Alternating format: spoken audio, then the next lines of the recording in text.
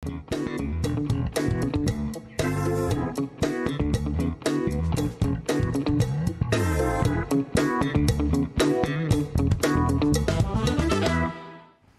rajin dah kalau Bruno mah dah. Kalah semua karyawan juga yang dari sini.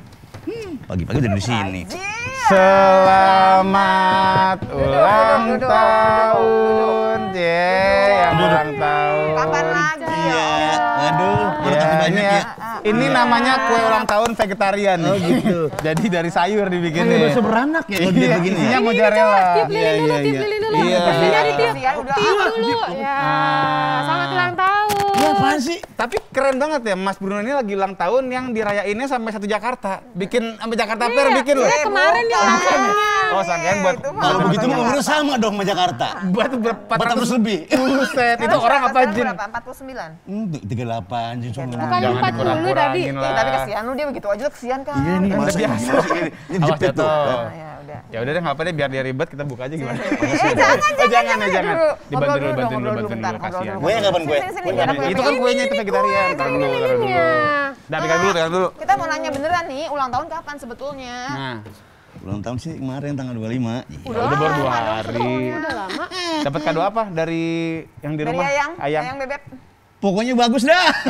Oh iya. Bisa dipakai setiap hari. Waduh, apa itu? Celana. Oh, celana banget. Molor. Oh. Berarti udah mau 40 tahun dong? Ya 2 tahun lagi dong. Udah mulai pegel-pegel belum badan tuh? Tinggal. Kan kadang-kadang begitu. Bertambahnya umur kan tak kali aja. Iya, Ada apa yang kadang-kadang. suka. Kalau Anda menanyakan seperti itu, yang tua lebih kecewa lagi. Iya. Ini sebelah saya persis. Jangan kalau di sini saya nggak tahu. Jadi kalau begitu caranya kita buka acara aja. Salah pilih topik saya kayaknya dulu ya. Yuk kita buka dulu Kak. Oke, halo Indonesia, selamat pagi. Apa kabar? Ketemu lagi di Halo Dokter. Dan seperti biasa kita doain semuanya sehat walafiat karena sehat itu asik. Dan hari ini kita mau ngomongin soal bukan ulang tahunnya Bang Bruno ya. Bukan. Tapi ngomongin soal gimana sih kita bisa dapat akses untuk cuci darah atau hemodialisis. Langsung bingung, hemodialisis aja pengennya jauh-jauh dong. Sekarang Sekarang kita tarik lagi lebih jauh lagi nih, lebih detail lagi nih. Iya. Aksesnya, tempat Betul masuknya banget. buat cuci darah. Nanti deh, pelan-pelan aja ya diikutin nih ya. Mungkin ntar karena udah bahas dulu nih kayak cuci darah itu apa biar nggak lupa lagi dan caranya ngerjainnya gimana gitu. Nah, supaya nggak kemudian orang-orang yang cuci darah itu langsung mikirnya udah deh nggak usah aja deh. Enggak, padahal masih banyak loh cara sebetulnya karena angka harapan hidupnya masih panjang kok sebetulnya ya. Oke. Betul banget. Yang pasti ada 2 orang narasumber yang nanti akan kita tanyakan. Ya. Anda juga boleh nanya langsung nanti di segmen 3 dan segmen selanjutnya. Ada Dokter Rosi SPBTKV. Nah, Ih, ini asik banget ya. SPBTKV dokter spesialis bedah toraks kardiovaskuler Yang ya. ngacak-ngacak dada kita. Ngacak Cek. banget. Kalau dong. kalau ngacak-ngacak dada tuh biasanya perasaan ya yang Enggak tahu tidak ini terbalas sih, itu yang sering ngomongin itu. paru, ngomongin jantung Yes. dia nih. Kalau orang dibedah jantungnya, nah dia nih ya. Oke. Padahal masih perempuan, mungil. Masih perempuan, emang mau kapan mau laki-lakinya? Padahal Oh. perempuan masih muda gitu Oh, loh itu maksudnya. maksudnya. Oke banget Iya, deh iya. ya. Satu lagi. Ada lagi, nah ini aduh panjang banget gelarnya. Dokter Nugrahayu W. M. Gizi, spesialis gizi klinik, AIFO klinik, AIFOKA. Nah, dokter spesialis gizi klinik nih. Nah, Dokter ceritanya Nugrahayu. adalah kalau udah sampai di hemodialisa tadi, makannya kayak apa, Betul, minumnya kayak gimana, betul. ngitungnya caranya seperti apa. Yes. Kalau udah ada pertanyaan bisa langsung aja ke IG kita dulu. Oh, IG dulu, IG dulu. IG aja dari sekarang nih boleh ditulis. Tapi boleh. kalau mau nelfon langsung supaya lebih afdol, boleh aja ke 5743476 untuk yang di Jakarta. Untuk yang di luar Jakarta pakai 021 5743478. Tadi yang ada Instagram juga bisa. Ketik aja tuh di DM ke @haldoktertvri. Tapi nanti ya, kita jeda dulu sebentar, jangan kemana-mana. Tetap di Hal Dokter karena sehat itu Asik.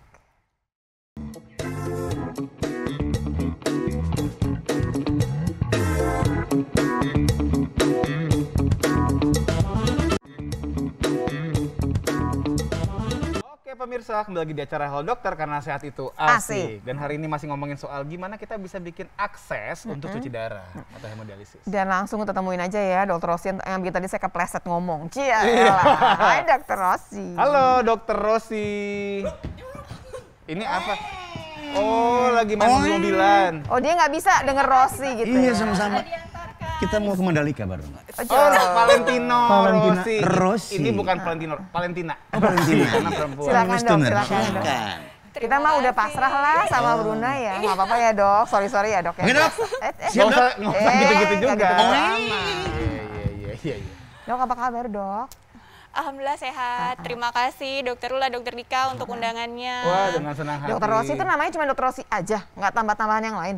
Nggak pakai aja Dokter Rosi. Oh, bukan kayak Dik doang itu bukan ya? Nggak ada doang. Rosi doang bukan. Kalau Dik doang kan artinya Dik aja Dik ya. aja, iya. Terus kalau tadi bicara mengenai SPBTKV kan katanya bedah toraks kardiovaskular. Jadi kalau biasanya ada yang suka bicara belahlah dadaku, nah loh. Oh iya bener. Jangan sedih. Mohon maaf ini ya untuk para pria yang menggombal Dokter Rosi jangan diomongin itu, ntar dibedah beneran. Hati-hati, Iya. sini kita belah. Iya. Bener-bener nih ya ngebelah dada gitu ya biasanya. Itu kerjaan sehari-hari tuh dok, ngebelah dada. Salah satu kompetensi dari kita kan ada bedah toraks, kardio, dan vaskuler. Tentunya areanya adalah area dada salah satunya. Toraks itu kan dada, berarti ada paru, ada jantung di sana. Babat ada nggak babat? Nggak ada.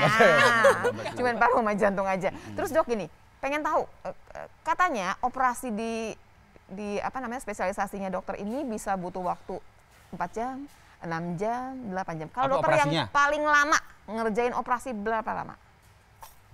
Untuk operasi besar bisa sampai 6 sampai bahkan lebih dari 6 jam tergantung tingkat kesulitan kasus. Jadi kalau memang kasusnya termasuk kasus yang sulit bahkan ada yang sampai 8. Kalau yang pernah dokter ikutin deh berapa Apa sih lama dok? yang paling lama? Dan apa operasinya? Apakah ganti jantung dengan jantung kambing gitu? Sedep banget. Takut. Untuk operasi yang paling lama pada saat itu mungkin kalau tidak salah ya sekitar kurang lebih betul sekitar 6 jam mungkin. Itu apa dok? Operasi jantung? Operasi besar jantung, betul. Yang biasanya kita lakukan memang dengan bantuan juga Alat ya, pakai alat ya. khusus, mesin khusus. Jadi yang mompain darahnya itu karena jantungnya diacak, bukan diacak-acak Acak-acak. sih, dibuka, jantungnya dibuka. Dibelah Bongkar, dadanya dibongkar. gitu ya. Dibongkar-bongkar, pokoknya berarti yang mompain itu kan kerjanya jantung. Ada alat yang dipakai di Digantikan situ. sementara oleh alat khusus, betul. Oke. Tapi orangnya hidup dong. Ya iya. Iya, masa dibangkitkan dari kematian kan nggak mungkin. Berarti kayak model bypass gitu loh kali dok ya, yang sering ya dok ya? Betul, betul. Oke. Seberapa Salah sering bypass satunya. dok sekarang Nah. dok? Untuk saat ini angka kejadian atau angka penyakit jantung koroner, penyumbatan pembuluh darah jantung itu tetap masih menjadi penyebab nomor 1. Sehingga sebenarnya dengan baiknya screening, kemudian dengan lebih membaiknya sistem, maka angka-angka antara lain ya, termasuk diantaranya itu bypass juga meningkat di setiap tahunnya. Ini seru gitu. sebenarnya ya pembahasannya. Kita ganti tema aja boleh nggak? Nggak bisa. Oh, boleh. Enak aja Back dia. to. Enggak, maksudnya gini, berarti nih kalau misalnya dalam 1 bulan gitu ya, bicara mengenai bypass tuh berapa banyak deh, pengen tahu. Kalau untuk di center-center yang memang sudah melakukan Enggak, buat dokter operasi. aja. Oh, buat saya. Kalau buat saya 1 sampai 2 per minggu, jadi kurang lebih 1 sebulan. sampai 2 per minggu bisa sampai 8 Lumayan kali dong. gitu ya. Nah kalau yang bypass itu Betul. berapa lama? Kira-kira aja dok. Standar operasi jantung sekitar 4 jam. Hanya. Ya lumayan, pegel lah itu pinggang. Bukan yang nunggu di depan sambil baca-baca. Aduh Oh, ya iya, ampun, bener. stres Hatam. banget Sementara kan yang tuh. sementara yang di depan anggota keluarga kan juga pastinya menunggu dengan ini ya, Iya, dengan was-was. was-was. Kita pun juga di dalam ya sebagai operator juga ya tetap dengan stres yang cukup tinggi gitu. Dok, kan kalau itu ngomongin jantung ya dok ya kan orang kalau ngomongin dada jantung. Pokoknya udah ngomongin dulu SBTKV ini kan ngomongin disebutnya bedah jantung. Tapi kan ada paru sebetulnya kan dok. Betul. Kalau paru tuh diapain sih dok? Biasanya kalau ketemu dokter? Direndang ya dok? Yeay. Itu enak tahu. Kalau itu enak ya, Iya, paru iya. jadi rendah. Kalau untuk paru memang lebih banyak kasus-kasus kita, terutama berkaitan dengan pertama infeksi, kemudian yang kedua keganasan. Oh, Tumor, jadi ada maksudnya. tumor di Apakah paru tumor? buat Kanker. dibuang Betul. begitu. Jadi nanti ada dokter spesialis paru, Betul. kongsiannya dokter Kongsi. lagi. Nah, iya dong gitu. Biasanya Mohon maaf, timnya. gitu. Oke, Timnya dok, ya. tadi kan ngomongin soal toraksnya. Tapi kan juga ada bedah toraks kardiovaskular. Nah, Betul. pembuluh darahnya. Betul. Nah, hubungan sama topik hari ini kita ngomongin cuci darah. Iya. Apa sih dok yang mesti dikerjain dok oleh seorang SPBTKV? Yang biasanya dikerjain itu apa aja dok? Jadi kami mensupport di dalam tim contohnya seperti dialisis center, kemudian apabila seorang pasien mungkin akan Jadi ini direncanakan untuk hemodialisa cuci ini darah. termasuk yang tadi tuh ya, Betul. vaskularnya tuh yang V Betul, tadi ya. betul. Oke. maka memerlukan akses tentunya, akses untuk cuci darah. Nah, tempat masuknya gitu maksudnya betul, dok, betul. Ya? Nah, terkadang itu menjadi momok, maksudnya menjadi ketakutan sendiri lagi untuk pasien. Iya, Pertama sudah harus cuci darah, juga sudah mungkin kaget dan shock, kemudian ternyata harus lagi seperti dioperasi, dipasang akses begitu. Nah, itu dia. Ini pasang alat aksesnya ini hari ini kita bahas. Itu dia. Boleh dong materinya Dokter Rosi ya? Aksesnya berarti bukan orang dalam dok ya, beda ya? Bukan, itu lain lagi. Yang lain lagi. Itu bukan KKN. Iya. Silakan dok, silakan dok. Baik, jadi untuk akses hemodialisis yang mungkin akan kita bahas secara singkat pada pagi hari ini, ada 3 bagian penting yang mungkin nanti menjadi perhatian tidak hanya untuk kami tim dokter, juga tentunya untuk pasien-pasien yang harus dilakukan cuci darah. Karena biasanya dengan mengedukasi pasien, maka pasien itu jadi lebih mengerti dan kemudian untuk kedepannya apabila diperlukan cuci darah dalam jangka waktu yang panjang akan lebih nyaman juga untuk pasiennya. Jadi mulai dari mulai dari perencanaan, kemudian pemilihan akses. Dan yang terakhir, kalau misalnya sudah dilakukan pemilihan akses dan kemudian dilakukan operasi untuk pemasangan akses, maka perawatan akses itu tidak kalah pentingnya dengan pemilihan akses. Berarti nanti kalau di perencanaan kan, berarti kalau milih yang ini perawatannya gini. Kalau itu kita jadi bisa milih, atau barangkali ada orang-orang tertentu yang udah nggak bisa milih. Pada keadaan tertentu, memang ada beberapa pasien yang hanya bisa dilakukan dengan akses. Gitu pilihannya. Betul. Mau nggak mau ambil yang itu gitu ya. Betul. Nah, secara singkat, ini dia. kurang lebih untuk akses hemodialisis memang bisa dilakukan yang pertama dengan prinsip memasang selang. Nah, selang ini juga ada 2 macam, nanti mungkin akan kita diskusikan sedikit. Dan yang kedua prinsipnya adalah dengan penyambungan pembuluh darah. Dan penyambungan pembuluh darah ini yang memang banyak dilakukan operasi, dan operasinya sebenarnya termasuk operasi kecil. Jadi kalau misalnya ada pasien-pasien yang merasa takut gitu pada saat mau dilakukan operasi, dok operasi lagi gitu. Ya Bu, kalau untuk operasi ini supaya dokter ngomongin operasi kecil, kan kepala langsung oke, ini ringan-ringan aja nih mestinya. Tapi ringan-ringannya tuh berapa lama ngerjain operasinya? Terus ada efek sampingnya kah gitu nanti? Itu gimana tuh dok? Jadi kalau untuk operasi akses hemodialisa biasanya sebagian besar semuanya dilakukan dengan bius lokal. Jadi orangnya sadar. Betul, gitu bahkan ya. kalau misalnya dengan pada beberapa pasien yang misalnya masih agak ragu atau stres atau cemas, takut begitu pada saat dioperasi, biasanya setelah bius lokal itu pasiennya setelah merasakan tidak sakit gitu. Wah, pasiennya malah bisa cerita selama operasi. Ngobrol banyak selama operasi. Tapi dok, mohon maaf nih, mungkin pemirsa banyak juga yang masih penasaran gitu ya. Sebenarnya kenapa sih mesti dipasang beginian gitu? Kenapa nggak bikinnya kayak orang mau donor darah misalnya? Tinggal colok gitu. Dicolok pas dibutuhin gitu. Iya, ngapain dibikin sampai permanen di situ gitu loh dok? Betul. Jadi pada saat awal-awal tuh pada saat terdahulu, sekarang pun pada beberapa kasus juga masih dilakukan cuci darah yang seperti dipungsi, maksudnya dicolok, ditusuk langsung di pembuluh darah. Jadi sebetulnya memang ada pilihan yang memang kalau butuh baru dicolok gitu. Ada. Sebaiknya itu tidak dilakukan pada pasien-pasien yang memang membutuhkan HD secara rutin. Nah, rutin tuh hitungannya seminggu berapa kali dok? Biasanya dari tim dokter yang akan menentukan dan dari dokter spesialis penyakit dalam konsultan ginjal hipertensi. Dari beliau lah. Jadi nanti akan udah 3 kali seminggu misalkan. Ada yang seminggu 2 kali, ada yang seminggu bahkan pada saat awal 3 kali. Even ada yang hanya seminggu sekali atau bahkan 10 hari sekali. Hanya sebagai penunjang untuk membantu fungsi ginjalnya. Tapi tetap dipasang yang udah permanen gini? Selama memang dibutuhkan secara rutin, sebaiknya dok, boleh dok. Iya dok. Dokter boleh dulu gini ya dok ya. Ini ceritanya permanen, ini akan terus digunakan sampai barangkali ya sampai selesai si hemodialisa, dan baru dicabutnya nanti setelah misalkan udah nggak mau hemodialisa lagi, atau barangkali entar nih tiap 3 bulan atau 4 bulan mesti diganti karena barangkali emang udah harus diganti. Nah, ini yang model seperti apa nih pemirsa? Nanti kita bahas lebih jauh pemirsa ya. Ya, jangan lupa abis ini ada segmen 3. Boleh banget nelfon kalau misalnya pengen nanya, penasaran bisa nggak sih masang untuk cuci darah lewat ubun-ubun Buset, aja, nggak mungkin. coba ya. Itu boleh telepon kemari ya di 5743476 untuk yang Jakarta. Untuk di luar Jakarta pakai 021 5743478 dan masih boleh juga via Instagram akan dibacain di @haldoktertvri. Oke, napas dulu ya, oke. Tapi ada dokter yang pemirsa ya, karena sehat itu asik. Oke.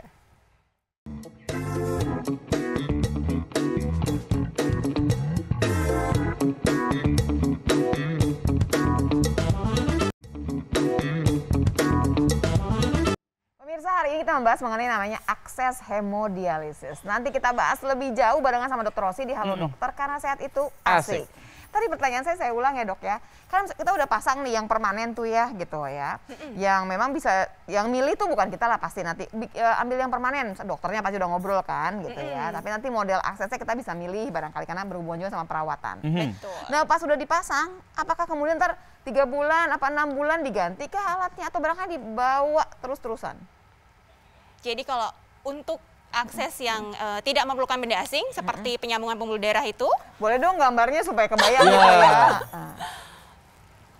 jadi kalau yang hanya dilakukan penyambungan pembuluh darah tanpa menggunakan material asing, biasanya maka biasanya akan bertahan seterusnya. Jadi nggak perlu dengan perawatan yang baik tentunya, dan itu biasanya seharusnya diketahui oleh seluruh tim, apakah dokternya, kemudian apakah juga tim yang melakukan hemodialisa, perawat khusus HD. Oke. Baik. Nah, kalau yang menggunakan benda asing, yang ada paling banyak nih ya. betul. Kalau untuk selang itu ada juga selang yang memang selang temporer, ada juga selang yang semi permanen kalau disebutnya. Nah, untuk selang yang semi permanen maupun temporer ini tentu ada jangka waktunya karena setelah sekian lama biasanya harus diganti kembali karena sudah tidak lancar. Mampet gitu dok. Betul. Nah itu biasanya berapa lama tuh dok? Nah itu lagi.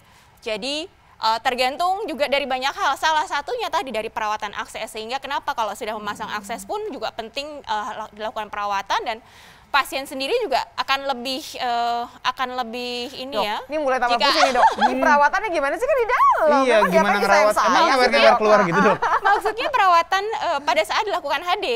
Kemudian perawatan, betul. Berarti Pada orangnya saat nggak bakal HD, keluar setelah selang itu HD. enggak kan dok? Nggak ada selang-selang yang keluar kulit itu nggak ada kan? Kalau untuk yang selang, ada selang yang Keluar gitu memang? Yang mana ada dok? selang Yang C dok? Yang C, betul. Itu Oke. nempelnya di mana dok? Nempelnya biasanya paling baik adalah di daerah dada. Di daerah dada, Ketutupan sebelah lah kanan sama di bawah baju leher, gitu betul. ya. Akan tertutup dan Oke. akan tertutup juga dengan perban Nggak steril. Nggak kelewer-kelewer. kelewer-kelewer kan? Kelihatan. Even bahkan pasien-pasien HD dengan pemasangan selang semi permanen seperti itu dengan teknik khusus bahkan bisa beraktivitas tanpa ada no boundaries. Jadi quality of life tetap terjaga. Even Nah, bisa berenang, bisa Oh, aku mau tanya berenang apa nggak dok? Iya. dengan plester khusus, dengan ditutup secara khusus dan diperhatikan setelah Anti itu air pun kali ya? betul. Oke dok, lanjut Lagi, Dok. Lanjut dok. Nah, kalau misalnya dengan yang B contohnya, maka dilakukan pemasangan atau penyambungan pembuluh darahnya tapi menggunakan benda asing. Karena satu dan lain hal. Nah, untuk benda asing seperti ini memang agak jarang kita lakukan di sini, hanya karena kita lebih prefer untuk mengarahkan semuanya lebih nyaman, betul, lebih nyaman untuk melakukan penyambungan pembuluh darah dengan pembuluh darah pasien sendiri. Berarti yang karena kayak A risiko itu ya? infeksinya lebih kecil dan perawatannya pun ke depannya lebih mudah. Itu emang dibuat dari Dan apa dok? jarang terjadi Yang selang itu dari selang komplikasi. akuarium atau? Nggak mungkin ya? Bukan, selang Nggak kebun mungkin. ya. Oh, selang kebun yang lebih gede. Itu pakai selang apa? Selang sintetis dari Graf plastik? tertentu, betul. Oke. Dok, berarti kalau yang selang ini ada waktunya dong pasti ya. Tetap aja dong ada waktu di mana dia harus diganti lah ceritanya. Nah, kalau tampakan di tangan kita kan biasa aja, nggak ada apa-apa dong dok. Penampakannya biasa saja. Nggak ada jendol-jendolnya gitu, even nggak ada ya? bahkan luka operasinya pun tidak terlalu besar karena kan hanya sekitar beberapa senti Nah, untuk akses. tapi dok berarti kan ada akses, ada lubangnya dong. Ini lubangnya di sebelah mana dok? Buat masukinnya. Jadi Ini kita masih berhubung. Iya, kita nggak iya, biasa iya, ngangkat kita tangan, nggak kebayang tahu soalnya gitu, dok bentuknya gimana. Gimana sih dok? Gitu. Jadi kalau misalnya sudah disambung pembuluh darahnya, maka harus ditunggu beberapa saat, biasanya kurang lebih 1 sampai 1,5 bulan atau bahkan ada yang sampai 2 bulan pada keadaan pembuluh darah yang kecil, Iya. sampai penyambungan pembuluh darahnya ini atau aksesnya ini matur atau matang atau bisa dipakai. Nah, pada Oke. saat itulah baru bisa dilakukan penusukan. Penusukannya sama seperti pada saat misalnya mau jadi transfusi tetap- darah, tetap tapi ditusuk juga? betul Oh. ditusuk tapi di pembuluh darah yang sudah matur setelah operasi penyambungan tersebut. Dipikir ada tutup bukanya gitu. Iya, Enggak ya? Kayak gitu loh, Dok. Enggak, Dok. Berarti tusuk Kita juga. masih belum Tapi menciptakan sakit-sakit flap juga dong kalau gitu. Tetap mau HD ditusuk kan sakit lagi. Sakit lagi. Apa bedanya sama nggak dipasang beginian? Kalau melakukan HD atau dilakukan HD dengan akses ini, maka aman dalam arti penusukan itu memang dilakukan di pembuluh darah yang memang khusus diperuntukkan untuk HD. Oh, memang khusus Tapi buat kalau tusuk-tusuk betul, gitu loh. khusus Oke. untuk Tapi gini tusuk-tusuk. pertanyaannya, kalau memang tidak khusus, emang apa yang ditakutkan? Kalau Apakah misalnya dilakukan penusukan langsung untuk HD, berarti yang ditusuk pembuluh darahnya adalah satu pembuluh darah vena, jadi pembuluh darah yang memang pembuluh darah balik. Kemudian satu lagi adalah pembuluh darah Arteri. yang berdenyut arteri. Jadi kan dua Nah, yang gitu. berbahaya ini adalah pembuluh Ya, darah arteri. arteri, Oh, karena kan gitu. nanti itu tadi yang bisa muncrat-muncrat sampai kemana-mana. Oh, jadi sebetulnya gitu kalau ini udah toh. khusus aja tempatnya. Udah aman. Disediakan khusus memang tempatnya untuk penusukan. Tapi tetap ditusuk. Untuk HD. Ya, oke Ditusuk. baiklah kalau begitu ya. Ya, pri-pri Ya, dikit mau lah. gimana lagi gitu kan ya, Dok ya. Iya. Dok, kalau yang pertama, Dok yang nggak pakai alat, dia nusuknya cuma satu tempat apa tetap dua tempat? Satu tempat, Dok. Tetap di dua tempat. Tetap di dua tempat. Oke. Tetap di dua tempat. Ternyata ya kayaknya enakan yang ini ya, pasal banyak yang ini Betul, kayaknya, bahkan Dok. pada beberapa pasien itu ada yang memilih, dok sepertinya saya lebih prefer yang ini aja di dok, kateter aja di dok, karena nggak ditusuk-tusuk lagi. Iya. Iya Oh sih, boleh benar. Pak, tapi ya seperti itu, ada plus Perawatannya. ada minusnya. Ada perawatannya harus lebih aware terhadap risiko infeksi, kemudian memang tidak bertahan tadi seterusnya. Kan, kalau kita Iya. bilang tadi, oh berenang juga bisa, betul. Tapi yang mesti tutup-tutup dulu dong, Dok. Betul. Kalau yang ini dua kan halo, langsung Iya, lompat kan, Dok. betul, ya, Dok, langsung ya? lompat. Oke, Dok. Oke, lanjut lagi, Ada Dok. gambar lagi, Dok? Mungkin. Ada yang lain? Atau ini yang terakhir? slide. Ini yang terakhir. Oh, ini yang terakhir. Dok, sebetulnya Dok ya waktu ngerjain tadi ya, Dok ya, yang mau disambung atau yang mau pakai graf tadi, itu berapa lama? Kan orangnya dalam keadaan biusnya juga bius lokal, orangnya bisa ngobrol, bisa nyanyi malah ya, Dok ya. Iya, bisa gitu nyanyi, ya. bisa karaoke kalau operasi. Waduh, seru ya. Nah, sekarang pertanyaannya berapa lama dokter mengerjakannya? Waktu pengerjaannya rata-rata di 1 sampai 1,5 jam. Kecuali Lama memang itu ya, Dok ya, ternyata ya, Dok. Lumayan, Kalau untuk karena kita kecil nggak lama kalau ya, yang karena dikotak-katik ya Bet- pembuluhnya ya. betul, Kalau yang C kan karena- cepet ya, Dok ya? Kalau Kalau C yang kan C juga terlalu relatif cepet. lebih cepat dibandingkan dengan Tapi yang C Penyambungan pembuluh ini yang darah. perawatannya paling repot. untuk C perawatannya lebih dibandingkan ya A dan B ya, karena kan A dan B itu kan di dalam atau tidak ada yang keluar Iya, gitu nggak ada kan. yang ngewer-ngewer tadi, Dok ya. Betul. Oke. Dok kan gini, Dok ya, pasti kan kita kan nawarin sama orang yang butuh nih ya, Dok ya. Kan sesuai juga dia bisa ngerawatnya seperti apa. Kalau yang A sama yang B, yang ngerawat itu kitanya atau nanti suster yang bantuin hemodialisa, perawat yang bantuin hemodialisa? Yang ngerawat yang mana, Dok? Kalau yang A dan B? Ah. Dua-duanya biasanya kan pada saat HD maka akan dilakukan oleh perawat khusus HD. Kan khususnya dia, Dok, yang Betul. mengerjakan. Nah, Pada terus kita saat- bantu, kita ngapain yang mesti pada merawat saat apa nih, Dok? pada saat di rumah ya memang harus diperhatikan lebih aware bahwa lengan yang dilakukan penyambungan pembuluh darah itu tidak boleh sampai terbentur, kemudian diusahakan tidak mengangkat barang terlalu gitu. berat. Loh, kalau mau Dan nge-gym kemudian- gimana, Dok? Misalnya mau nge-gym nih contoh misalnya atau mau olahraga gitu misalnya. Iya, dokter olahraga, Dok, masalahnya, Dok. Karena gini, banyak orang yang berpikir bahwa orang dengan gagal ginjal itu nggak boleh olahraga, padahal enggak. Ada dosisnya, boleh. Betul, betul. Nah, kalau misalnya dia lesnya memang dosisnya cukup tinggi, artinya bisa ngangkat barbel, boleh nggak? Pada saat awal-awal setelah operasi tidak dianjurkan. mungkin nggak ya. Tidak baik. Sampai dia Pada matur deh, saat Dok. setelah matur dengan konsultasi terlebih dahulu kepada dokter bisa dilakukan olahraga yang hampir sama Seperti seperti biasa. Start low, Start low, go slow, ya, Nah, ya. Start slow. Biasalah ya, Dok, ya, Go slow. pelan-pelan dulu, tapi sebenarnya sih masih Betul. bisa. Tapi memang yang dua itu rasanya memang nggak terlalu banyak nih kita ribetnya, tapi tetap ditusuk. Iya, tetap tetap. ditusuk. Berkali-kali Kalau yang tusuk. ini nggak ditusuk, tapi kayaknya mesti hati-hati banget ya, Dok ya. Sering nggak, Dok, infeksi? Nanti Dok Nah, dijawabnya, itu. Dok, karena saya udah kedatangan dokter lagi. Hai, Dok, apa kabar? Dengan Dokter Nugrahayu, spesialis gizi Manggilnya klinik. nggak Nugrahayu. Apa sih Silakan, panggilannya, Dok? silakan, Dok. Dokter Udah Ayu. sering loh kesini ya, Dok ya. Silakan, Dok, silakan. Halo, Dok. Dok. Tertika. Iya, silakan duduk, Ini Dok. dipanggilnya apa, Dok? Katanya, Dok, masih nanya, Dok. Ayu boleh. Dokter Ayu, Oh, iya. Dokter Ayu, satu lagi pertanyaannya, Dokter Ayu ya, yang tadi nih, yang model tadi ini, Dok ya, ada nggak sih orang-orang yang nggak boleh pakai yang model dipasang? Kontraindikasinya mungkin, Dok, maksudnya. Untuk orang seperti apa yang nggak boleh Misalkan apa gitu. orang yang seperti apa sih? Udah gitu misalkan kejadian infeksinya seberapa sering sih sebetulnya? Untuk yang selang berarti ya. Yang selang. Kalau untuk yang selang relatif sebenarnya pada keadaan pembuluh darah yang baik, maka bisa dilakukan pemasangan. Semua bisa kalau yang Iya, bagus. Oke. betul. Kemudian untuk risiko infeksinya, nah itu lagi kembali ke perawatan. keperawatan apakah pada saat dilakukan hemodialisa bahwa dilakukan pemasangan aksesnya dengan teknik steril, kemudian perawatan selama pasien di rumah bahwa kulit di sekitar area operasi memang harus dijaga tetap bersih. Gitu. Yang kemungkinan bikin infeksi itu apa sih dok? Wah, telepon udah ada bunyi. telepon. Boleh ya dok ya? Ada Sebentar dulu ya ya, dok ya. Halo dokter, pagi dengan siapa di mana? Halo, selamat pagi. Halo dokter, dengan siapa di mana? Selamat pagi, saya dari Edi bukan baru. Iya, Ya, Saya silakan. mau silakan. nanya ke Dokter Rosi itu, bisa? Ya, boleh, Boleh, silakan. boleh, Silakan. Selamat pagi Pak. Pagi Pak. Selamat pagi, Pagi, Pak Edi. dok. Dok, saya dari Edi bukan baru dok. Saya mau nanya nih dok ya. Saya ini kan pemompaan jantung saya ini kalau menurut dokter itu tinggal 25%. Baik.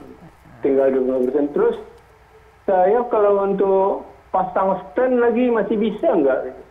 Oke, baik. Saya tahan pertanyaannya, kita simpan dulu ya Pak ya. Karena sebetulnya kita ini berhubungan sama dokter gizi dan dokter bicaranya adalah hubungannya sama jantung dan pembuluh darah. Dokter bedah. Bedahnya. Nah, ya bedahnya, bukan dokter jantungnya. Jadi saya simpan dulu pertanyaannya Bapak. Nanti kita jawabnya pas ketemu dokter jantung, boleh ya Pak? Boleh, oke. Terima kasih Pak Ya, Edi. terima kasih. Baik ya. Ya dok, kurang pas ya dok ya, biar nanti dokter jantung, ranahnya ya dokter jantung lah ya gitu. Beliau yang Oke ya betul. Dok, akan biasanya kalau menjelaskan. infeksi itu karena apa dok biasanya? Paling sering gitu kejadian? Kan biasanya orang masa nggak ngebersihkan, mandi orang kan gitu loh. Karena bilang gitu, mandi, apa yang diganti? Apakah nggak boleh disabunin gitu kali dok misalnya? Atau sabunnya sabun khusus apa gimana gitu dok? Sebenarnya kateter semi permanen tersebut telah dilengkapi oleh satu sistem sehingga untuk mencegah infeksi, tapi tetap yang namanya infeksi kan bisa dari mana saja, terutama apakah dari kulit atau bahkan pada saat pemasangan akses, teknik Kalau pemasangan saat pada pemasangan saat akses HD. berarti kan sama perawatnya dong dok ya. Maksudnya orangnya sendiri nih yang dipasang kan dia nggak ikut serta lah ngapa-ngapain lah. gitu lah ya dok ya. Terus maksudnya gimana dok? Apa yang dia bikin yang bisa terjadi infeksi gitu maksudnya lo dok? Berarti kalau memang nggak banyak-banyak, berarti kan sebenarnya nggak juga sering terjadi infeksi. Tidak, Ya, tidak aman-aman terlalu aja sering. maksudnya. Dibandingkan Pantesan ya, Dibandingkan dengan banyak betul. sekali yang ternyata milihnya yang ini Iya. gitu. Karena mungkin Betul. ya ketakutan ditusuk tadi sebetulnya. iya, betul. Kalau kamu milih yang mana? Aku sehat ya alhamdulillah. Aku tahu pasti mau dibawa ke sana. Itu adalah jebakan. Alhamdulillah saya sehat. Ya, Alhamdulillah. pemirsa saya mau jeda sebentar lagi nih pemirsa ya. Tapi saya pengen ngejebak adik saya. Ternyata hampir kejebak ya. Jangan milih, mempan. kita pilih yang sehat aja. Tapi kalau Betul. yang membutuhkan nanti habis ini boleh tanya lebih jauh. Termasuk nih setelah dipasang macam-macam itu terus makannya jadi gimana? Iya. Berubah nggak sih cara makan kita? Nanti Itu kita dia. bahas. Karena ada yang bilang katanya kalau habis operasi nggak boleh makan telur katanya. Oke deh. Nanti nggak sembuh. Apakah benar? Masih boleh juga nelfon ya di 5743476 untuk yang di luar Jakarta pakai 021 5743478 atau juga masih boleh via Instagram tinggal DM aja ke @haldoktertvri. Tetapi halo dokter, karena sehat itu Asik. asik.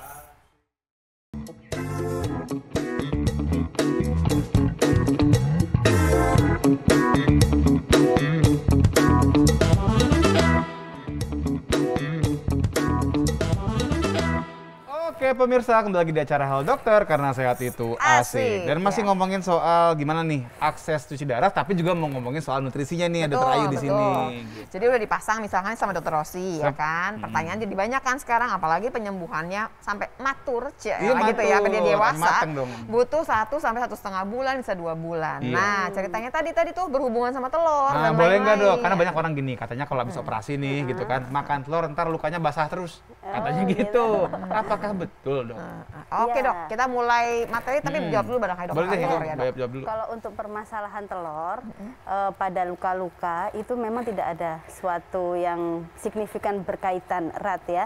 Jadi itu sebenarnya istilahnya apa Mitos. ya? Mitos ya. Mitos ya. Jadi nggak benar nanti ya. kasihan ya malah penyembuhan lukanya kan butuh regenerasi Padahal sel yang butuh protein itu kan lumayan ya, Bagus. protein di telur Iya. itu kan lumayan, maksudnya Bagus. hitungannya murah gitu kan ya, karena putih telur itu Bioavailabilitasnya kan. juga bagus, murah pula gitu ya. Termasuk Jadi, ikan juga berarti iya, enggak dok ya, mitos ya? Nggak ada. Nggak akan bikin masalah. gatel kan kalau Nah, itu. ikan. Kalau gatal berarti faktor pelepasan antihistamin. Jadi biasanya hanya beberapa orang yang memiliki reaksi alergi, seperti itu. Tapi nggak bikin, katanya juga ada yang bilang jadi bersisik gitu kayaknya dok. Oh enggak. Bersisik. Iya, siluman apa gimana itu ya? Kapan lagi tuh kak? Ya. Ya, kita angkat telepon dulu ya dok ya. Iya, Halo, selamat halo. pagi. Halo dokter, dengan siapa di mana? Halo. Halo, Halo. Iya, halo Ya, ibu. silakan, Silakan Ibu. ibu. Dengan siapa di mana bu?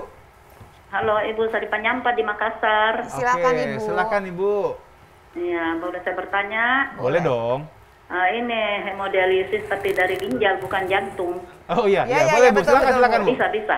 Boleh dong, bisa. bisa. Ini dokter, suami saya itu 1,5 tahun HD. Sebanyak 162 kali. Iya. 162 kali cuci darah ya Bu. 162 kali. 1,5 tahun. Tapi sebelum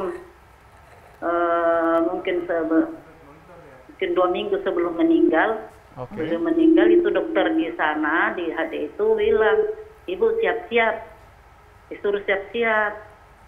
Siap-siap Siap-siap apa apa nih nih, Bu? maksudnya Bu? Saya disuruh siap-siap apa dok? Dia bilang siap-siap, ya mungkin Bapak, dia tidak terus terang bilang mungkin Bapak sudah mau dekat ajalnya, tapi dia bilang Oke. siap-siap. Kenapa disuruh siap begitu dok? Apa memang dari dokter sudah tahu bahwa ajal ini sudah dekat atau bagaimana dok? Karena Oke. beliau meninggal sudah 1,5 tahun. Oh, sudah Yang setahun. saya tanyakan ini, kenapa bisa dokter itu bilang siap-siap? Oh, oke. Jadi saya tanya, Jadi iya. apa yang dilihat, apa yang Iya, ditemukan begitu ya Bu? tanda-tandanya maksudnya apa gitu Bu ya kali Bu ya. Oke, baik, Oke. baik. Ya. Sampai ya. Baik, kita tanyakan Terima ya kasih Bu banyak, ya. dokter. Baik, Iya, terima sama-sama kasih, Ibu. Bu. Penjelasannya saja itu. Iya. Terima kasih. Berarti ke Dokter Rosi dulu nih. Dokter Iya. Rosi ini pengen tahu aja, mungkin barangkali ada yang apa ada sumbatan, apa udah susah barangkali cuci darahnya. Iya. Silahkan Dok. Jadi pasien-pasien yang memerlukan cuci darah biasanya memang rentan sekali terhadap Infeksi. yang lain-lain, terutama infeksi. Nah, memang harus dilihat pasien per pasien, case per Iya, case, betul. apakah memang terjadi perburukan secara umum terkait dengan fungsi organ yang lainnya, misalnya tekanan darahnya mungkin yang tidak stabil lagi, sementara ginjalnya tetap memerlukan bantuan cuci darah, atau mungkin terdapat komplikasi lain.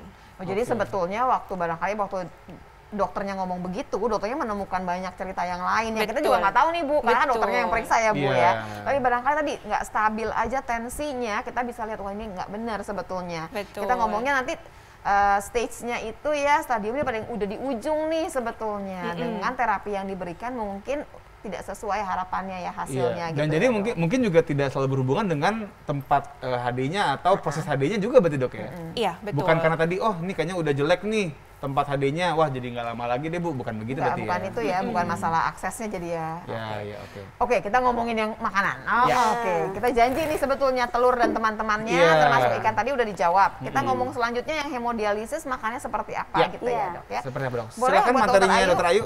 Baik, isi ya. Di sini akan saya sampaikan tentang nutrisi pada hemodialisa, ya. Ya, nah di sini nanti kita akan bagaimana sebenarnya sih kondisi terkini dari penyakit gagal ginjal kronis dan hemodialisa dan problemnya yang terkait nutrisi dan kebutuhannya, aktivitas fisik dan manajemen stres serta bahan pangan yang boleh dihindari dan take home message. Nah di sini ini kita lewati saja, memang merupakan beban penyakit global, prevalensinya meningkat setiap tahun, terus kemudian ini masalah-masalah yang dialami seperti anemia sering terjadi pada pasien yang dengan gangguan ginjal, dengan tekanan darah seperti Dr. Rosi bilang tadi, dan kulit gatal dan penumpukan kalori yang pada tubuh karena efek cairan HD biasanya, dan kram otot dan pengecilan otot karena nutrisi yang tidak adekuat biasanya. Oke, nutrisinya kurang Iya. gitu ya. Iya betul. Sini Dok, saya bantu Dok. Oke. Iya. Baik. Iya. Nggak mau dia ya Dok ya. Iya. Oke. Nah, ini pada intinya ya, kebutuhan nutrisi pada hemodialisa terkait kebutuhan kalori, protein, serat, cairan, dan elektrolit tubuh. Yang paling penting itu natrium, kalium, fosfor, vitamin C, vitamin B, dan Semua itu ya Dok ya. Semuanya, Dok. Dok, Tinggal tuh. nah, biasanya yang sering kurang tuh yang mana Dok? nah ini yang sering lack itu di protein. Tuh, protein lagi Dan ya. terutama ini karena selera makan biasanya menurun, anemia, lemes, ya. Bukannya kalau udah cuci darah terus langsung seger lagi Dok? Iya, memang segar dan kompensasinya protein harus cukup, bukan kurang lagi. Kalau memang saat fase belum cuci darah itu protein Dibatasi. kurang, Nah, tapi suka ketakut ya Dok ya, Iya. kan gini kan waktu sebelum cuci darah kan diwanti-wanti ya hati-hati gitu, nggak boleh protein ini dijaga. Nah, begitu cuci darah harusnya malah udah nggak dijaga lagi sebetulnya. Artinya overload juga nanti pemberian protein, ada aturannya sesuai kilogram berat badan. Tapi karena ketakutan nih biasanya jadi malah kurang. Tapi gini dok, maaf, kan ada orang bilang kalau mau menjelang cuci darah itu makan bisa agak lebih loss. Nah itu berapa lama dok? Apakah cuma boleh 1 jam sebelum? Atau sehari sebelum, besok cuci darah nih, party-party makan-makan gitu misalnya. Ini gimana itu juga. Jadi tentu ada panduan edukasi untuk gizi seimbang yang tentunya memperhatikan kompensasi dari protein, lemak yang bagus, protein yang high bioavailability tinggi, misalnya protein hewani dibanding protein nabati, terus seratnya juga tetap diatur, tapi memang lebih leluasa di protein. Dan tentunya tetap memperhatikan sih penggunaan dari komposisi bahan makanan yang mengandung elektrolit. Protein lagi dok ya kan 1,2 gram tuh lumayan sih sebetulnya dok ya, lumayan banyak nih sebetulnya. Itu di 50% lebih itu minta HBV, BCAA tuh apa tuh dok? Nah ini high bioavailability value. Jadi kayak tadi yang protein hewani yang ada putih telur, yang ada ikan, daging pun yang lemaknya yang sangat rendah. Terus kemudian ada ayam tapi tanpa kulitnya gitu ya. Dibanding protein hewani. Maksudnya seperti itu. Boleh hewani masih ada, namun masih lebih tinggi porsinya si protein hewani daripada nabati. Protein sehat nih ya. Iya, kalau BCAA itu branched chain amino acid, dari artinya asam amino rantai cabang ya. Jadi di kandungan proteinnya sendiri kita pilih yang sangat tinggi tadi, yang seperti ada leucin, valin ya seperti kita tahu ada di protein hewani. Jadi situ. Dok, kalau ngomongin daging dok, sebenarnya paling bagus apakah daging merah atau daging putih sih dok? Kan ada orang bilang nggak boleh daging merah banyak-banyak, ntar jadi sakit ini itu. Dagingnya putih aja, jadi yang daging kambing dikasih warna. Apa daging kalau mana? Dikaitkan kembali ke misalnya gagal ginjalnya, kita tentunya memperhatikan bukan merah atau putihnya ya. Kalau merah itu memang cenderung banyak si fosfornya ya daripada si putih. Namun kita harus takar lagi dikaitkan dengan kebutuhan kalori per individu. Jadi tetap harus dihitung dengan tepat. Jadi sebetulnya nggak ada batasan, nggak boleh yang merah, nggak juga gitu ya? Iya, tetap tidak, bukan berarti tidak. Gitu. Karena kan daging merah juga banyak itu ya dok ya, vitamin besi ya? Besi, karena rata-rata anemia. Itu pokoknya daging kambing tapi nggak pakai lemaknya gitu kan ya? Jeroannya nggak ngikut jeroannya. Jeroannya jauh-jauh ya. Oke, lanjut dok. Enak padahal tuh ya. Oke, baik. Ya, ini cara mensiasati bagaimana mengurangi kandungan kalium, karena sangat diperhatikan sekali kadar kalium pada penyakit gagal ginjal ya, dengan hemodialisa juga. Caranya biasanya kentang ini kita potong kecil gitu ya. Habis itu diparut, habis itu selesai itu baru direbus. Jadi kandungan si kalium lebih rendah. Karena apa dong? Karena dia kepanaskan atau gimana? Bukan, kita mengurangi kandungan kalium karena yang diperhatikan mineral dalam gagal ginjal itu terutama kalium, natrium, fosfor. Iya, maksud saya kenapa dengan kita mengkotak-kotakan si kentang ini? Nah, itu tujuannya itu tadi. Makin kecil berarti makin gampang larutnya nih Pak. Apalagi dipanaskan juga seperti itu. Juga ya. Ya, dan tentunya harus mengganti bumbu. Biasanya kita jaga-jagain, jangan keluar, jangan pada kebuang. Sekarang malah dibuang aja gitu ya. Oke, betul. Nah, nanti kan kita masih ada fungsi karbohidratnya di sini gitu ya. Terus tentunya memperhatikan penggunaan natrium pada bumbu masak. Jadi kita batasi. Nah, itu baru mau ngomong. Kan sekarang kan kita ada hidup di generasi micin itu. Nah, berarti nggak boleh apa gimana? Ya, distrik ya. Berarti kalau distrik kalau udah boleh, tapi sedikit. Itu pun diganti garam yang khusus. Garam Himalaya gitu dok, bisa nggak? Garam Himalaya ada dok yang garam khusus untuk ada tensi. Yang memang betul-betul yang nggak naikin, tapi bukan Himalaya sih. Bromo deh biar deketan. Jadi kan maksudnya ada gula yang memang gula obat gitu ya. Nah ini ada juga yang garam model begitu gitu ya. Oke, baik dok. Gitu, baik ya. Slide berikutnya. Ya, ini cuman hanya renal food pyramid aja. Jadi tadi ini ada keterangan yang di atas khusus ya buat ginjal khusus. Jadi ini patokan-patokannya saja ya. Terus kemudian ini masih bisa makan, jadi ya tetap masih bisa nyemil, snacking, tapi snacking sehat ya. Nah, seperti ada almond, seperti ada crackers, Ya, tentunya dipilih Kayaknya dengan nggak nafsuin ya kayaknya. Seru banget ya dok, gimana Iya, dok? iya. jadi memang itu. Dok, saya ajak dokter duduk dulu ya dok ya. Oke. Saya mau tanya lebih jauh. Kan kalau ngelihat begini ya dok ya, udah juga susah ya dok ya. Abis apa namanya cuci darah gitu. Kan kepengen dong ada nafsunya. Kan pengennya jajan mie ayam gitu dok. Oke. Nah itu kalau yang gitu-gitu emang nggak boleh sama sekali atau ada hitung-hitungannya. Kan katanya sekarang pemirsa nih ya, namanya dokter gizi itu tuh udah jagoan banget. Maksudnya gini, bubur ayam mang inilah kira-kira gitu ya. Iya, iya. Ini segini nih kalorinya segini. Mereka tuh udah punya tuh panduan, termasuk jajanan segala macam yang barangkali bentuknya sasetan tuh udah ada hitungannya. Yang gitu-gitu boleh nggak sih? Nanti kita Iya, bahas. apalagi lebih tadi jauh. bicara mie ayam ya, itu kan enak banget gitu kan. Jadi buat pemirsa yang mau pesen mie ayam boleh telepon. Eh, Oh enggak ya, bukan. salah. Ya untuk yang mau telepon masih boleh lagi di segmen kelima nanti di 5743476. Untuk yang luar Jakarta pakai 021 5743478. Masih boleh juga nggak sih via Instagram? Boleh Instagram sih. udah perlu banget sih, tapi nanti kita Ya, bahas di segmen coba 5 deh. ya, semua Iya. Instagram yang udah masuk ke kita ya. Sebentar lagi pemirsa, tetap Halo Dokter karena sehat itu Asik.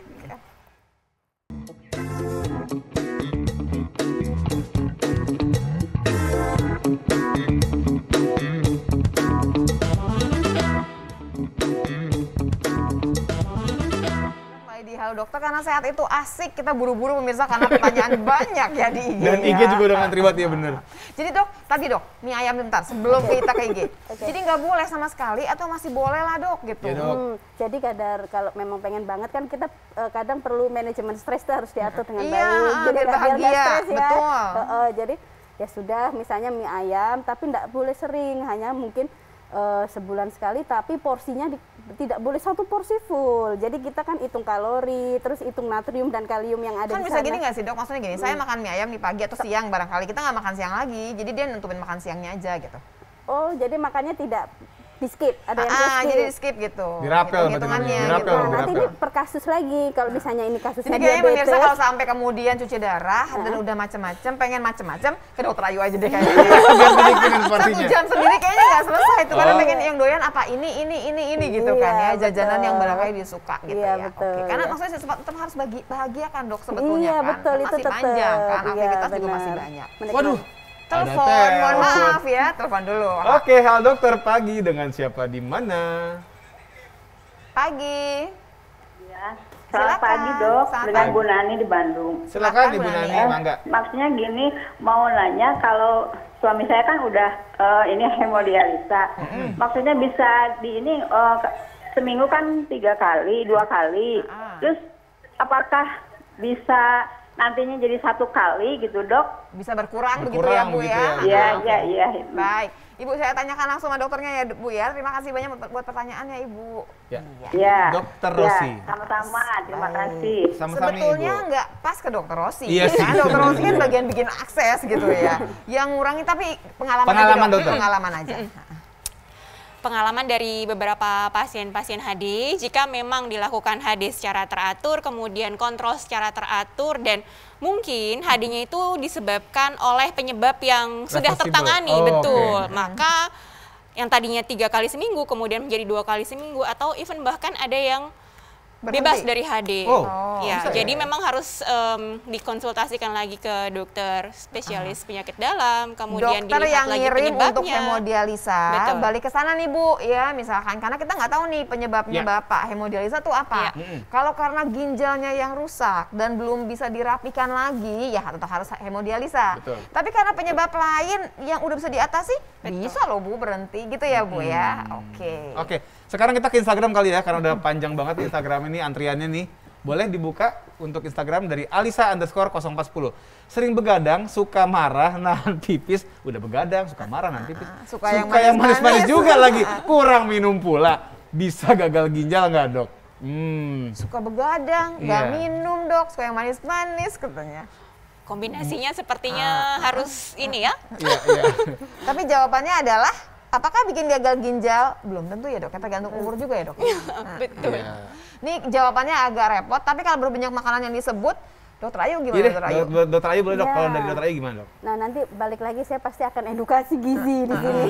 Nah, ini peran yang manis-manis, apalagi biologi, minum. iya, kurang tidur, ya tentunya akan memperberat kerja tubuh ya, metabolismenya akan kerja lebih berat lagi, sehingga ini faktor-faktor pencetus terjadinya penyakit-penyakit yang metabolik tentunya nanti di masa yang akan datang, misalnya ini anak muda, jadi memang harus sadar diri dari zaman muda gitu, jadi menabungnya dari muda nanti kesehatannya terjaga terus. Dok, gitu. maaf, mungkin saya nggak tahu nih dialami apa enggak sama Mbak Alisa ini, tapi kan orang yang suka begadang sering minum kopi atau sering minum energy drink. Yes.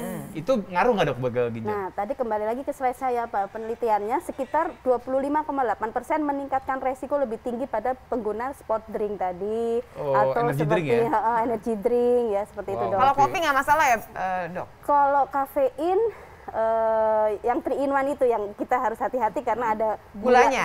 Gulanya.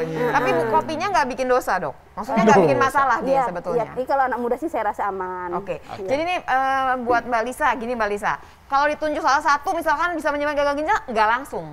Tapi ini rame-rame barengan gini, juga nggak sekarang langsung bikin gagal ginjal, tapi long run-nya misalkan yang manis-manis jadi diabetesnya nanti ngerusak ginjal gitu. Jadi semua nih barengan. Yang pasti mah jangan gini, pola hidup sehat aja. Berguru kepada dokter Dika. Waduh, Oke, lanjut. jadi enak saya. Next, mangga Kak. Dari Suhendra Sting, dok setelah cuci darah, apakah orang yang sakit ginjal bisa sembuh total?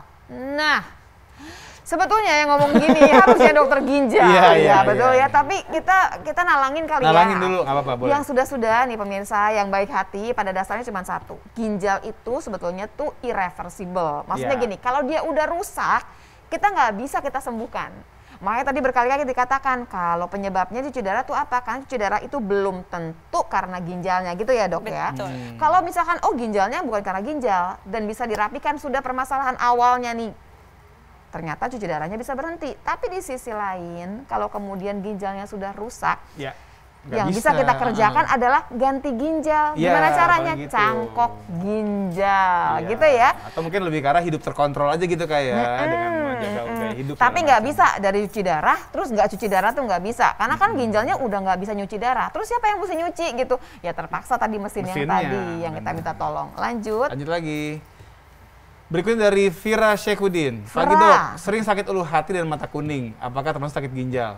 Makan favorit telur dari bayi sampai umur 26. Nah ini dok, mungkin saya mau ke dokter Ayu aja deh. Dok, orang kalau misalnya makan telur mulu tiap hari, itu apakah bisa bertelur dia? Gimana? Jadi apakah bisa kena sakit ulu hati atau mata kuning? Ulu hati mah lambung ya? Iya, jadi ini sebenarnya nggak ada kaitan.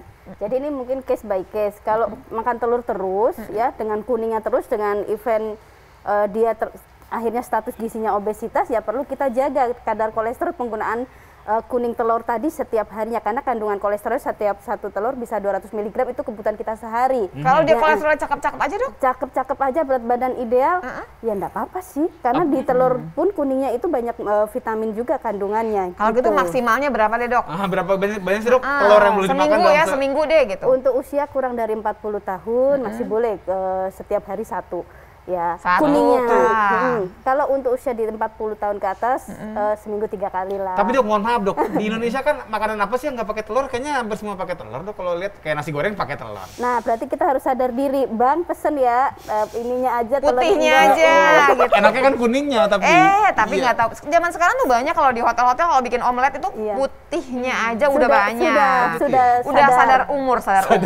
Dia kan beda ya dok umurnya dok. Ya, lanjut ya. Mangga Kak. Dari Indri ya. Selamat pagi dok. Kalau malam hari saya suka ngerasain pinggang itu berasa kayak pegal-pegal gitu. Apakah itu tanda-tanda awal dari gejala ginjal dan bagaimana cara pencegahannya? Dok, ini kita mesti bagi-bagi ya dok ya, walaupun gak ada dokter ginjal di sini, kita bagi-bagi tetap dok. Sakit di pinggang. Nanti dulu, sebelum ke dokter 2, ke dokter yang ini dulu. Karena sakit pinggang itu sering banget ke dokter olahraga. Betul nggak? Jadi gini, banyak orang yang punya anggapan kalau sakit pinggang tuh pasti ginjal, kurang minum segala macam, padahal enggak. Kita nih kebanyakan duduk aja paling sering. Apalagi sekarang era WFH kan ya. Di depan Zoom gitu berjam-jam duduk, itu paling sering bikin sakit pinggang sebenarnya. Duduknya begini aja nih, pegel kalau kelamaan. Apalagi kalau udah ngeglosor duduknya udah sambil begini, nonton. Gitu kan. Nah, itu bikin otot pinggang jadi nggak seimbang kerjanya. Porsinya, posisi kita nggak benar. Posisinya nggak ergonomis namanya. Oke, jadinya apa? sakit ginjal. Tapi kalau ngerasa memang minumnya kurang, yuk minum lebih dong. Ya. Hitungan minum tuh gimana Kak? Kita ingetin lagi 30 cc sampai 50 cc per kilogram berat badan. Jadi kalau Per hari dihitung, ya? dihitung-hitung kayaknya, dan ini dihitung semua yang sup, yang segala macam Iya, dihitung iya. semua. Betul. Kalau kurang, ya minumlah. Kan kasihan juga dong ya tubuh kita kalau kurang cairan. Jadi cara mencegahnya gimana ya, stretching, duduk yang benar gitu ya. Atau ya olahraga. Olahraga dong pastinya gitu. Kalau olahraga tuh dibagi 3 ya Kak ya. Yang satu olahraga yang angkat beban, yang bikin otot. Strengthening. Satu lagi yang namanya aerobik. Kardio. Pokoknya kardio nih buat jantung, buat paru. Ya. Satu lagi kan yang tetap harus Flexibility. yang Untuk lari lenturan. itu, jadi mau nggak mau kita mesti ngambil si stretching juga, ngambil yang lain juga. Nggak bisa dipilih salah satu. Bukan kayak di warteg soalnya, harus Oh. tiga-tiganya. Malah di warteg karena ramesan dia semua iya, yang bener. mesti. Nggak Dalam bisa satu warteg, mohon aja. maaf. Ya lanjut. Silahkan. Pagi Kak, maaf Kak mau nanya, oke dimaafkan. Perkenalkan, nama saya Nita. Halo Nita, usia 25 tahun, domisili Bogor. Yang mau saya tanyakan dok, saya kadang sering sakit pinggang lagi sama ya. Bagian belakang, setiap sakit rasanya kayak sesak napas gitu, itu ginjal bukan sih? Kemudian yang kedua, kenapa setiap saya minum air pasti banyak BAK? Nah ini mungkin dokter ini dulu deh, Ayu dulu deh. Ngomongin yang kedua dulu. Kalau orang banyak minum, sering BAK itu normal apa enggak dok? Atau memang ada yang nggak normalnya gitu, hitungannya? Kalau secara nalar logika kita awam, ya pasti normal, kebanyak minum pasti banyak kencing. Nah, tapi yang kita awasi jika ini lagi-lagi kalau lanjut usia, cairannya tubuh harus ada aturannya, apalagi yang sudah mengalami gagal ginjal, apalagi belum hemodialisa. Yeah. Nah, itu ada lebih strict, apalagi dikonsultasikan dengan dokter jantung, penyakit dalam, apakah ada pembatasan cairan, itu yang dimaksud mungkin. Tapi kalau masih seger, buger, masih muda, banyak minum ya tentunya Pasti itu banyak sudah dibuang. normal. Sekalian lagi tambahin ya barangkali ya Mbak Nita. Kalau misalkan nggak banyak minum biasa-biasa aja, tapi hujan terus di Bogor ya ceritanya ya. Oh iya, Ya pasti Bogor. juga bolak-balik Hujan ya masih pipis ya. gitu. AC-nya dingin banget ya bolak-balik pipis. Sudah dengan sendirinya kalau yang itu sih. Sudah Tapi pada otomatis. dasarnya kan bagus juga. Jadi kayak membersihkan ya, membilah semuanya. Oke. Iya, tapi yang tadi yang pertama ya, kalau mungkin aku yang menjawab ya, yang pertama. pinggang. Iya, jadi kalau memang kita sakit pinggang itu kan seringkali memang ada juga penjalaran nyeri otot sampai ke punggung. Dan kalau kita bicara punggung itu kan memang dia ikut bergerak saat bernafas. Nah, mungkin yang apa dialami sama Mbak Nita. Sampai sesak itu. Iya, sebenarnya bukan sesak karena paru-parunya, tapi lebih karena otot punggungnya itu bermasalah. Oke, tapi ini dalam keadaan kita berbicaranya nih, kita menjawabnya nih pemirsa, kita nggak pakai periksa. Iya. Ya kan? Ini kan dari cerita kita Bener. menjawab. Yang paling benar harusnya gimana? Ya periksa.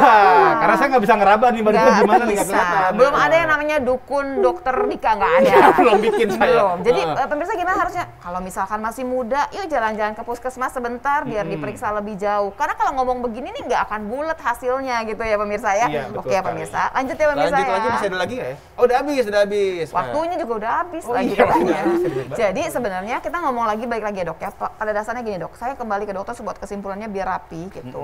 Intinya buat setiap orang yang mau dihemodialisa, yang mau cuci darah, dia akan dibeli pilihan untuk yang namanya akses hemodialisa Ya. ke dokter Rosi dong gitu ya. Betul. Nanti ngobrol nih lebih jauh nih sebetulnya nih apa yang bisa dipilih gitunya, kurang lebihnya seperti apa. Plus yang paling ribet adalah perawatan. Merawatnya. Betul. Dan kayaknya yang paling sering dipilih adalah yang nyambung langsung gitu ya, sama yang satu lagi tadi yang ada selangnya. Which is semuanya nggak masalah juga ya dok ya. Ya. Udah hemodialisa, pindah ke dokter Ayu, makanan mesti dilihat, minuman mesti dilihat. Tapi malah jangan kurang-kurang amat Iya, gitu ya. malah Oke. kurang gizi nanti dok ya. Nah, dokter biasanya kalau pulang dari sini dibawain pantun. Ada oleh-olehnya. jurpan dok, Nah, juru pantun namanya. Nah, dua orang inilah jurpan kita nih. Jur, Oh, lagi ngapal. jurpan apa jurtun? Jurpan aja lah. Lagi ngapal ya. Baru bikin. Oh, baru bikin. Wow, Gimana ekspres. gimana? Masih hangat nih. Ke Dufan naik komedi putar. Seru. Sambil lihat kelinci lompat-lompat. Lucu. Oke. Komunikasikan penyakitmu dengan dokter untuk pemilihan hemodialisis yang tepat. Ih, cakep. Ada komunikasi dengan dokter bener-bener dia langsung Iya, ya. Oke. masih hangat itu. Yang keriting dan ulang tahun. Oh iya. Baca nih, baca. Oke. Makan ayam telurnya 4. Banyak banget. Nggak boleh. Sehari satu. Pulangnya ke Raja 4. Jauh dong. Pilih tipe hemodialisis yang tepat dengan memakai jaringan 5G yang aksesnya lebih cepat. Iya. Oh, itu beda lagi, Mas. Internet namanya ya. Itu mah beda Allah. lagi. Dok, terima kasih banyak ya dok ya. Sampai ketemu lagi, barang kita akan undang lagi bicara bahasan yang lain pastinya. Iya, bypass terus tuh tadi tuh. Bypass ya, gimana caranya ngebuka dada, ngacak-ngacak dada orang ya dok gitu. Pemirsa kalau kayaknya tadi ngikutin tapi baru separuh aja, kayaknya nggak bulat. Yuk kita mulai lagi aja, lihat di YouTube-nya ya TVRI Nasional. Iya, dan juga jangan lupa pastikan untuk saksikan terus ya Halo Dokter dari hari Senin sampai hari Jumat jam 9.30 sampai selesai, pastinya hanya di TVRI. Iya, selalu saksikan Halo Dokter karena sehat itu asik. Asik. Salam.